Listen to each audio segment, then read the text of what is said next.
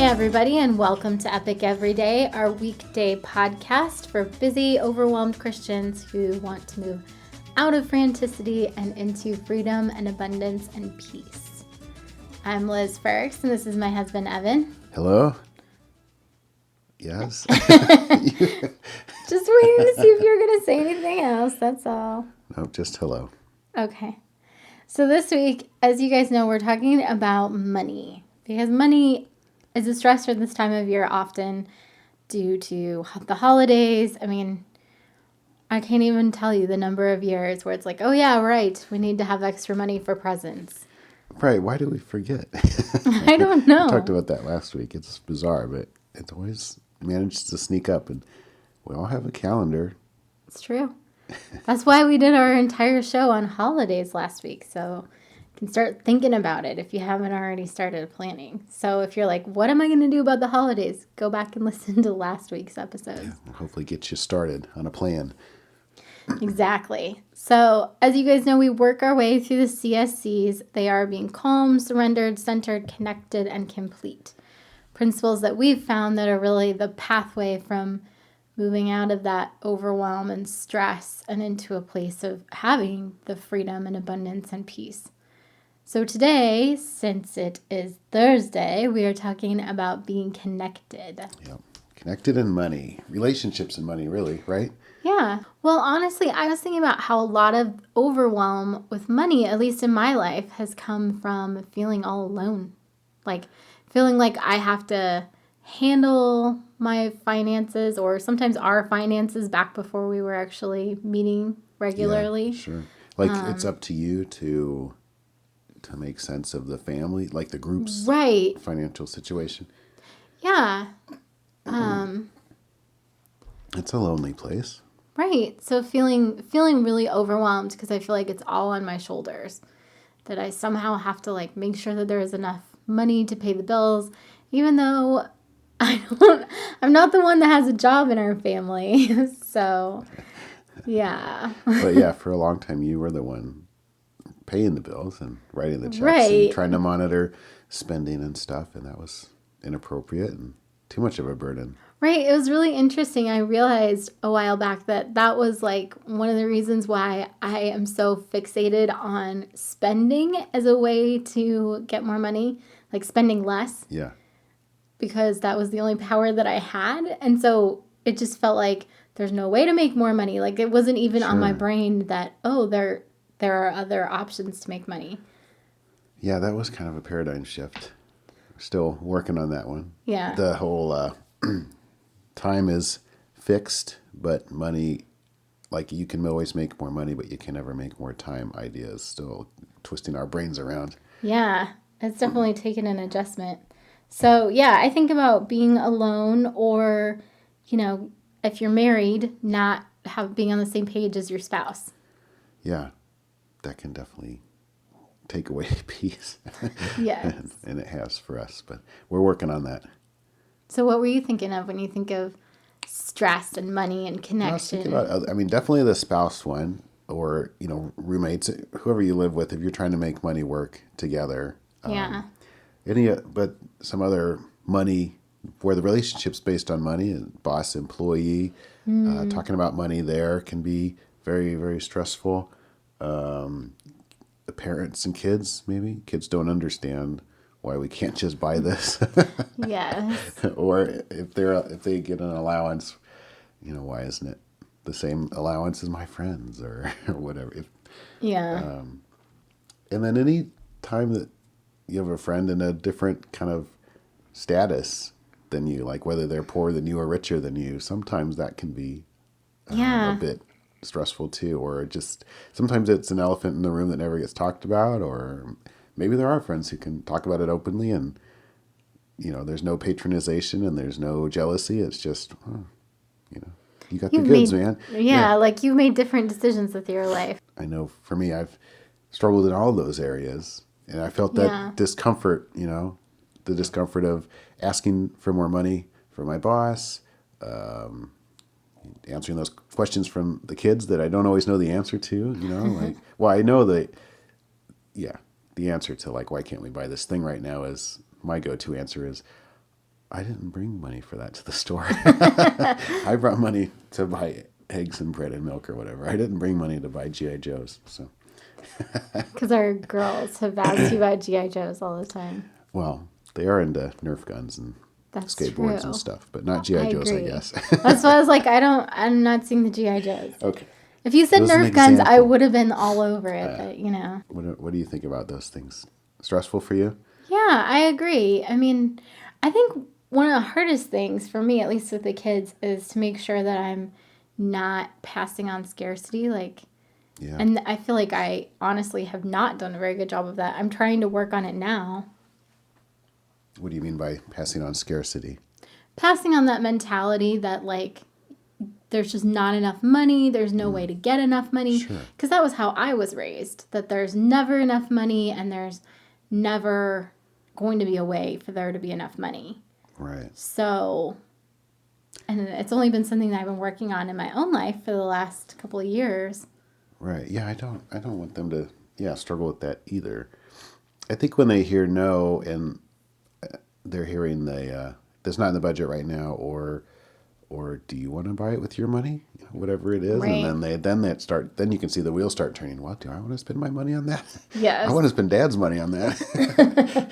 Yeah. And then it becomes, I think that's a good lesson. When we see money as a divider, I think that's where some of the stress comes from, especially those relationships like boss, employee, or relationships with people of different statuses, if money in your mind is a divider, you're giving it all this power to divide.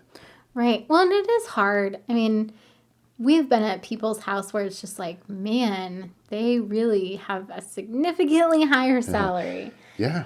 Although a big part of that, every time I think about that, I'm like, well, that's based on the life choices that they've made. And I'm not in a place where I disagree with our life choices, Sure. I'm happy with the life choices we've made. Yeah. And right. And that's all happening inside of us. But it's doing that. It can do that dividing work. Right. When, who knows?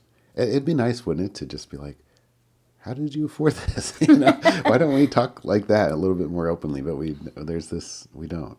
Yeah. We get nervous about money. One of the biggest things with money and connection for me is my connection to the Lord. Like, I talked about this earlier this week, but when I see myself as the provider, whether that is providing via making sure that I spend the absolute bare minimum on groceries, and so that there's extra money for, clothing or Right. whatever. When you're the one in control of all that stuff. Right. Yes. Then I'm super stressed. But if I can take a step back and be like, wait a minute, everything comes from God, whether it is money or clothing or groceries or whatever, that He's really the provider. And if you listen to the episode, I think it was actually yesterday when I talked about the trust fund child thing, but it bears repeating. Yes. I can't even remember when it was that it really hit me, but recognizing that we are all trust fund children. If you are a child of God, your Father has trillions of dollars at His disposal, and He gives us the exact amount of money that we need, whether that is, one of the things that is so hard, I think, sometimes is that He gives us the right amount of money for where we're at. Mm-hmm. And in order to get more money, we have to be different people. I think so. That was one of the things that we started praying, that God would make us into people who could handle more money, because we couldn't at the time, Yeah. We weren't in a place where we were on the same page in our marriage as far as finances, and then we had some, We weren't being very intentional, and that same page thing has a lot to do with it. Like, we together, me as well, and just that prayer. I think it's only a couple of years that we've been praying that, maybe less. Mm-hmm. And so God's doing His work, I think.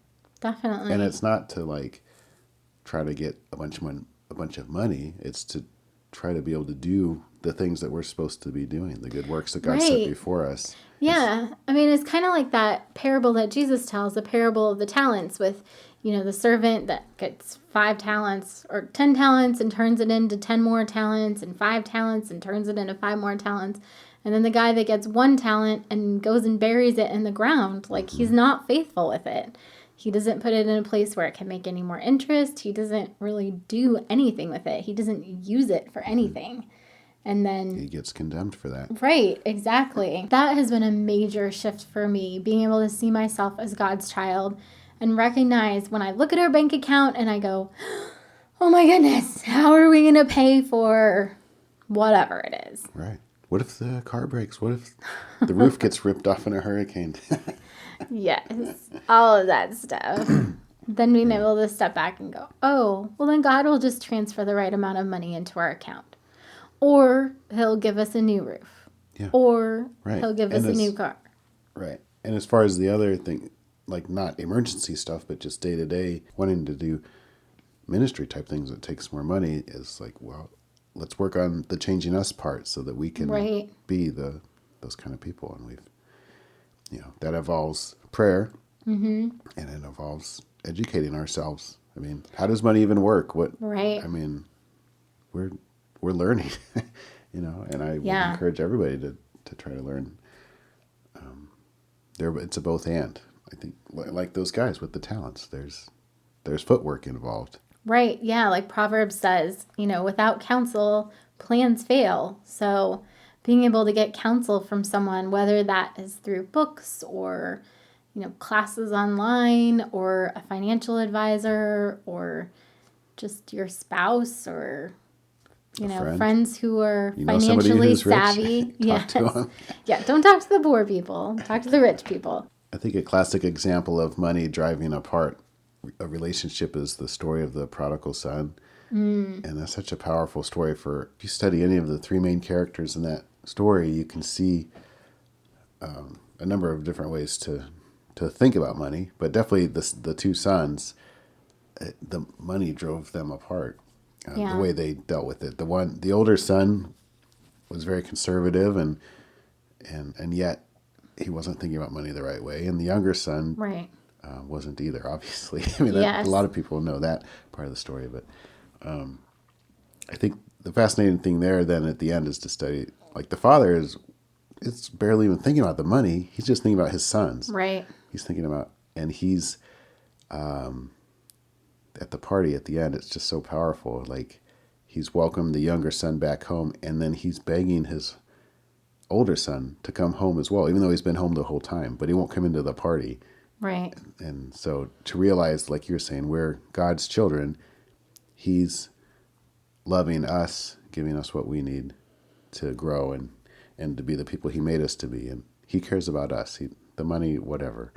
Right. Yeah. Money is an expression of love in the sense that God provides for us because he loves us, but he doesn't like the people who are rich don't have more of God's love than the people that are poor. Yeah. I mean, it's pretty interesting when you look in the New Testament, there's no room for rich Christians. Like they just didn't even conceive of rich Christians because there weren't as many opportunities for Christians to do business and all those kinds of things. So you kind of have this expectations that Christians are poor and struggling, and we don't often think about that, especially in the Western world, because we're not, we're also rich. Getting back to, especially if this is a struggle in your relationships, particularly like marriage relationship or roommate relationship, one of the great things about the connection piece is that it comes after the other three. Yeah. So you start by being calm and then surrendering your money to the Lord and your attitude and all that kind of stuff. And then coming from a place where you're centered, you know who you are, you know who God is. And then out of that, you're connected to the Lord, and then you start, how do you connect with your spouse dealing with finances, or your roommate, or whoever you have to deal with, your boss, whatever. So yes, we definitely need to connect with those people over finances, but don't start there. That's kind of leading into what we're going to talk about tomorrow, I think, where if we don't come into it, I mean, because we can't control that other person, whoever they are, whether your spouse or your boss. But if you come into it as a complete person, completely understanding your relationship with God and who you are, then the relationship can work. But if often it's two people who have whatever their ideas about money, whatever they are, and they're trying to sort it out, and they're different, and who's right, who's wrong, I don't know, but I want my way to be the one that we do, and it's just it's a big problem. But I think we'll get into that tomorrow. Yes. So on that note, thank you to everybody that's been sharing. We really appreciate it. If you do find this podcast helpful, please share it with 2 or 3 of your friends. Come back tomorrow and we'll talk about being complete and money. And yeah, we love you guys. We're praying for you. Have an awesome Thursday. Yeah. Talk to you later.